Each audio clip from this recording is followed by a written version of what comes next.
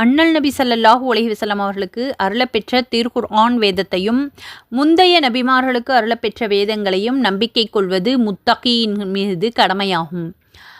இவ்வசனம் 4வது வசனம் தெரிவிக்கின்றது, நபி மூசா அலைஹி வஸல்லம் அவர்களுக்கு அருளப்பெற்ற தௌராத் வேதமும் நபி தாவூத் அலைஹி வஸல்லம் அவர்களுக்கு அருளப்பெற்ற ஜபூர் வேதமும் நபி ஈசா அலைஹி வஸல்லம் அவர்களுக்கு அருளப்பெற்ற இன்ஜீல் ஆகிய வேதங்களை நம்புவதோடு இதர நபிமார்களுக்கு அருளப்பெற்ற ஆகமங்களையும் உண்மை என்று நம்ப வேண்டும்.